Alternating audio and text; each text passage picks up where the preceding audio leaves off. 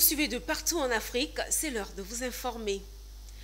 Au sommaire de ce journal, la direction de la communication et des relations publiques du ministère de la Construction, du Logement et de l'Urbanisme a remis le couvert pour la deuxième édition de sa tribune matinale du Bâtir. D'un autre côté, le programme national de prise en charge des orphelins et autres enfants rendus vulnérables du fait du VIH-Sida, PNOEV, a signé un accord de partenariat avec la Chambre nationale des métiers de Côte d'Ivoire. Et l'ONG La Bienfaisance et Croissant Rouge ont offert des sacs de riz aux démunis afin de les aider à passer la fin du mois de Ramadan en beauté. À suivre dans ce journal. Bienvenue dans cette dernière édition de la semaine. En actualité, la direction de la communication et des relations publiques du ministère de la Construction, du Logement et de l'Urbanisme a remis le couvert pour la deuxième édition de sa tribune matinale du Bâtir. Cette édition, qui a reçu Célestin Koala, s'est tenue sur le thème sûr du programme présidentiel de construction des logements sociaux et économiques au programme d'urgence des 25 000 logements. Quel acquis, quelle différence et quelle perspective? Les détails avec Mondésir Nascimento. C'est un événement devenu cadre d'échange incontournable pour les acteurs du secteur logement. Il vise à informer les citoyens et les acteurs du secteur sur les réformes en cours dans le domaine du logement en Côte d'Ivoire afin de mieux répondre aux attentes et aux besoins en matière d'habitat. Après une première édition consacrée à la réforme des attestations de droit d'usage coutumier, cette nouvelle rencontre a porté sur une question tout aussi cruciale: l'accessibilité du logement. Placée sous le thème du programme présidentiel de construction des logements sociaux et économiques, PPCLSE, au programme d'urgence PU, des 25 000 logements, quels acquis, quelles différences et quelles perspectives? Cette édition a invité Célestin Koala, directeur général du logement. C'est un rendez-vous qui lui a permis d'apporter des éclaircissements sur les initiatives majeures, notamment le PPCLSE et le programme d'urgence PU. Alors l'idée, bien évidemment, c'est que l'on puisse, satisfaire 70% des travailleurs ivoiriens qui sont dans le secteur informel et qui ne sont pas bancarisés. Les 30 autres % qui sont bancarisés, n'est-ce pas, eh bien, des initiatives ont déjà été prises à travers les 40 000 premiers logements pour qu'ils puissent être satisfaits. Donc en termes de perspective, on ambitionne de loger tous nos frères, toutes les Ivoiriennes, tous nos concitoyens qui sont dans le secteur informel, qui ont un garage, qui ont une menuiserie, qui ont un magasin, qui ont un salon de coiffure, etc. La maman qui vend au marché Gouro, qui vend à Cocovico, etc., au marché de Cocody, etc. Ce sont ces Ivoiriens-là qui sont la cible réelle que nous allons atteindre dans les années à venir. La matinale du Bâtir 2025 a permis de clarifier les distinctions entre le PPCLSE et le PU des 25 000 logements, tout en réaffirmant l'engagement du gouvernement à rendre le logement plus accessible. Cette initiative traduit la volonté du ministère de la Construction, du Logement et de l'Urbanisme de placer la communication et la transparence au cœur de ses actions. En actualité également, normes et certifications face au défi de la performance des établissements de crédit et des assurances. C'est dans cet esprit que Codinorm a réuni lors d'un atelier au Novotel Marcory les acteurs des établissements bancaires et d'assurance. Objectif, sensibiliser à l'importance de la certification et des normes dans la gestion des risques et le financement des entreprises. Zénab Dosso était sur place. La confiance n'exclut pas le contrôle. Certification et normalisation restent essentielles. C'est l'essentiel du message de cet atelier de sensibilisation. Il réunit les agents des établissements de crédit et des assurances, et c'est à l'initiative de Codinorm, structure de normalisation. À travers cet atelier, les responsables de Codinorm veulent sensibiliser les banques et les sociétés d'assurance à adhérer à l'association ivoirienne de normalisation en les engageant dans le processus. L'installateur électricien, est-ce qu'il est conscient qu'il doit installer conformément à des normes? C'est ça la culture normative, hein. Donc elle est prégnante dans la vie de tous les jours. Nous pensons que les banques et les assurances sont des parties intéressées pertinentes pour la normalisation en Côte d'Ivoire. C'est un maillon essentiel du développement économique, c'est une évidence. Et nous pensons qu'elles peuvent servir de mesures coercitives. C'est vraiment une exhortation à aller dans un partenariat avec Codinorm tel que l'a sollicité le directeur général. Il faut que ces établissements financiers, au travers de leurs fêtières, adhèrent et prennent leur place au sein de cette association dans le conseil d'administration, parce que c'est là qu'on peut régler les problématiques de financement qu'on connaît. Visiblement, les bénéficiaires semblent avoir compris les avantages de leur adhésion à Codinome, qui donne la possibilité à la Côte d'Ivoire de disposer d'infrastructures de la qualité pour aider les entreprises à répondre aux exigences des marchés d'exportation. Mais il arrive parfois que nous n'avons pas d'éléments qui nous permettent d'apprécier, de certifier la qualité de la gestion. Voilà. Et parfois même les produits que nous finançons, nous ne sommes pas forcément des techniciens pour connaître la teneur de ces produits. Si Codinome travaille à permettre de donner une visibilité à ces différents produits, je crois que ce sera quelque chose de très intéressant. Codinome Côte d'Ivoire Normalisation est une association à but non lucratif placée sous la tutelle du ministre en charge de l'industrie.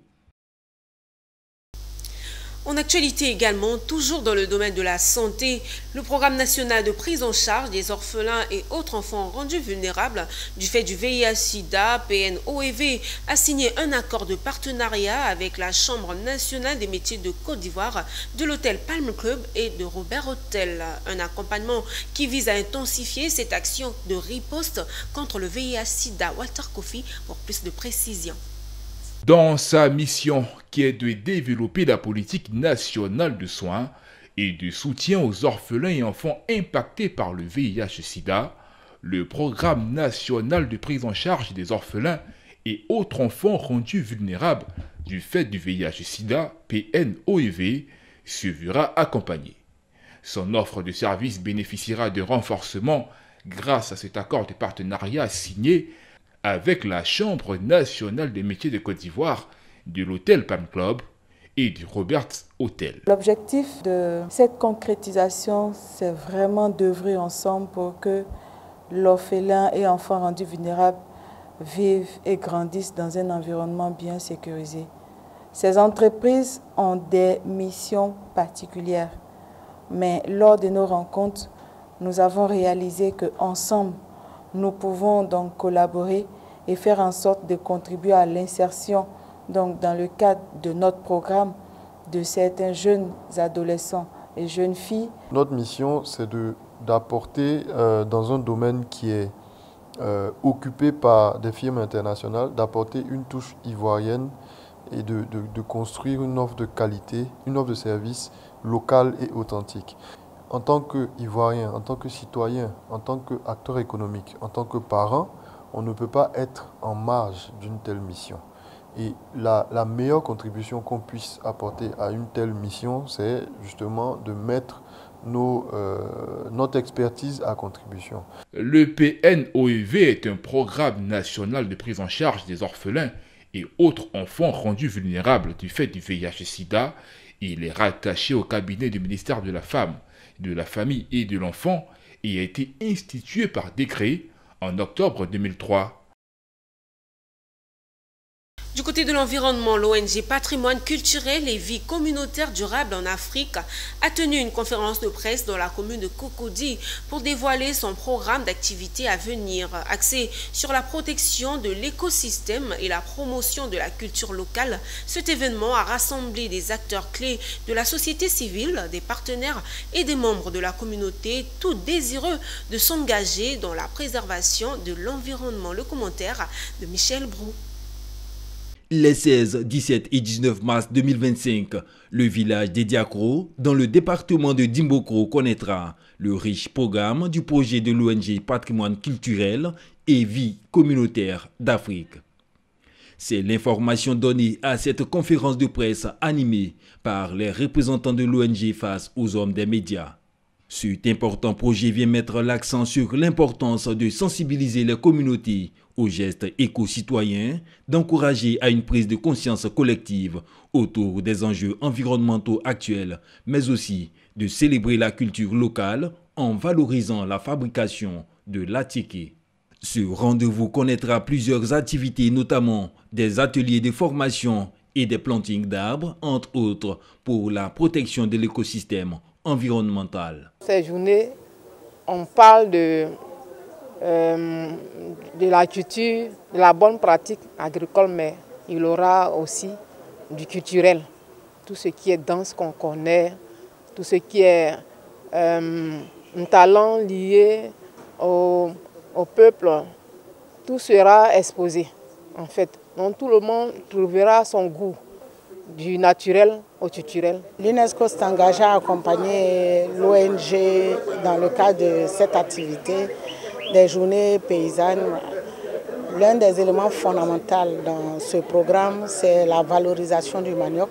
Et comme vous le savez, le manioc, c'est la base de la fabrication de l'attiqué. Et depuis 2024, l'État de Côte d'Ivoire a inscrit sur la liste du patrimoine culturel immatériel l'élément l'attiqué, c'est-à-dire tout le savoir-faire lié à la fabrication de l'attiqué sur la liste du patrimoine culturel immatériel. Cet événement marque un pas important vers la sensibilisation des communautés sur les enjeux environnementaux, tout en célébrant la richesse de la culture locale. Poursuivons ce journal en culture. Les notables chefs et rois traditionnels ont été interrogés sur la gestion de leur communauté. C'était au cours d'une rencontre colloque organisée par le Colloque des peuples africains sur la démocratie en Afrique, CODAPA en sigle, dont l'objectif est d'inciter les dirigeants et partis politiques de s'inspirer du bon exemple, nous dit Walter Kofi. Ils sont venus de toutes les comtés de la Côte d'Ivoire pour parler de gestion du pouvoir et de bonne gouvernance. Ils sont chefs de communauté, rois et chefs de village qui ont partagé leur savoir-faire en matière de gestion des communautés. Cette initiative est du colloque des peuples africains sur la démocratie en Afrique, CODAPA, pour qui ces rencontres sont un moyen pour aider le gouvernement actuel en quête de paix et de cohésion sociale. Nous sommes là parce que nous voulons interroger, nous voulons faire une introspection dans nos terroirs, dans nos réalités, dans nos pratiques, nos expériences qui ont su garder pendant des millénaires durant notre continent, l'Afrique, en paix. Aujourd'hui donc est le jour que nous avons choisi pour écouter nos anciens, pour écouter les sachants. Ces assises ont bénéficié de l'accompagnement du ministre en charge de la culture et de la francophonie qui a salué cette initiative et pour qui ces échanges valorisent le potentiel culturel et contribuent à la paix en Côte d'Ivoire. Et d'en tirer les éléments qu'il faut, de tirer de cette culture-là les valeurs qu'il faut pour que nous puissions gouverner comme cela se faisait par le passé, nos sociétés. Parce que par le passé, il y avait des valeurs sur lesquelles ces sociétés-là étaient gérées. Et ça permettait à une gouvernance paisible, sans animosité, sans histoire. Notons que ces assises ont débuté en décembre 2024. Après le lancement du COPADA, les membres ont visité une quinzaine de communautés ivoiriennes qui ont bien voulu participer à ces échanges qui visent à aboutir à un modèle de gouvernance africain. Et la cour du district de police de Yopougon a servi de cadre à la cérémonie de la fête annuelle du district. Cette occasion a été un prétexte pour célébrer le travail de protection des personnes et de la sécurisation des biens dont sont confrontés chaque jour les agents de la police nationale. Aussi, un hommage a été rendu aux fonctionnaires du service ayant été admis à faire valoir leur droit à la retraite. Une rencontre parrainée par le président de l'ONG Justice pour tous, Côte d'Ivoire nous ramène, Pierre Tebeu. Je pas avec joie parce que, je le dis, la police m'a tout donné. Ils sont 4 agents admis depuis le 31 décembre 2024 à faire valoir leur droit à la retraite. Les adjudants-chefs Nguessan Émile, Kone Youssouf et Yoboué Kwame Roger et l'adjudant Tiemoko Yao ayant occupé leurs dernières fonctions ici à la préfecture de police de Yopougon. Ce mercredi 26 mars 2025, grâce à l'ONG Justice pour tous Côte d'Ivoire, ils ont été célébrés par leurs camarades de service. Après plus de 30 ans de service pour certains, 27 ans et 23 pour d'autres, ils quittent les rangs de la police nationale de Côte d'Ivoire avec la joie d'avoir contribué au professionnalisme de ce corps d'élite. la police est en même temps difficile et facile. S'ils appliquent ce qu'on leur apprend, voilà, ce serait dans leur intérêt. Ils auront beaucoup à gagner, qu'ils se fassent beaucoup plus de relations et qu'ils fassent leur travail avec beaucoup de professionnalisme. Je suis tellement ému que je n'ai pas de mots pour exprimer cela. Dire simplement merci à notre chef de service qui a bien voulu s'associer à cette ONG-là pour nous faire honneur. Vaillants, travailleurs et professionnels, ils sont présentés comme modèles d'exemplarité.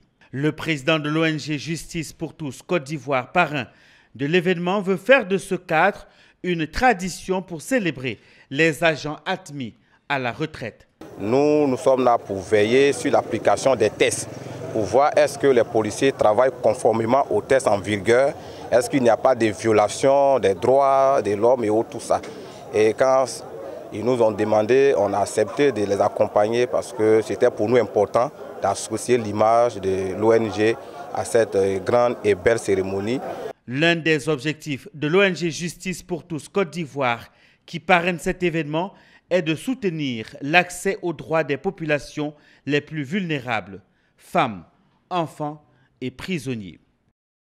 À l'occasion de la fête de Ramadan, l'ONG La Bienfaisance et Croissant Rouge ont offert des sacs de riz aux démunis afin de les aider à passer la fin du mois de Ramadan en beauté. Ce don s'inscrit donc dans le cadre du Zakr Filtre ou l'aumône du Ramadan. Chacun est rentré avec 2 sacs de riz de 5 kg. C'était en présence du corps préfectoral Le Point avec Ouattara Daouda. C'est au total 1400 kits alimentaires de denrées alimentaires pour les Zakr al-Fitr que l'ONG La Bienfaisance et son partenaire financier Croissant Rouge des Émirats d'Arabes Unis viennent d'offrir aux démunis de Korogo et les villages environnants. Un geste salué et encouragé par les autorités.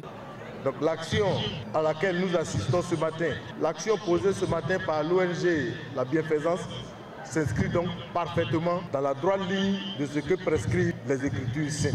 Je voudrais donc saisir cette occasion pour dire infiniment merci à l'ONG La Bienfaisance qui n'est pas à son premier geste. Chaque année, à la même date, l'ONG fait pratiquement ce même geste. Mais je voudrais souligner qu'en dehors de ce geste que l'ONG fait à chaque mois de carême, l'ONG est une ONG active qui agit dans beaucoup de domaines. Il y a à peine une semaine, nous avons inauguré un château d'eau que cette ONG a pu offrir à l'AIPF. À travers cette action de solidarité, l'ONG La Bienfaisance réaffirme son engagement citoyen à accompagner l'État de Côte d'Ivoire. La nuit de destin, comme vous le savez, notre prophète Mohammed sallallahu alayhi wa sallam nous a dit, si vous posez un acte le jour de destin, vous avez au moins 1000 fois de l'acte que vous avez posé. Donc c'est pour ça, nos partenaires avec nous, on a décidé de donner à quoi aux démunis pour qu'ils puissent passer aussi la fête correctement. Notons que la distribution des Zakr al-Fitr ou l'aumône du Ramadan, inscrit dans sa mission humanitaire permanente, vise à aider les populations et familles à faible revenu à répondre à leurs besoins dans ce mois béni, où les bons gestes sont multipliés.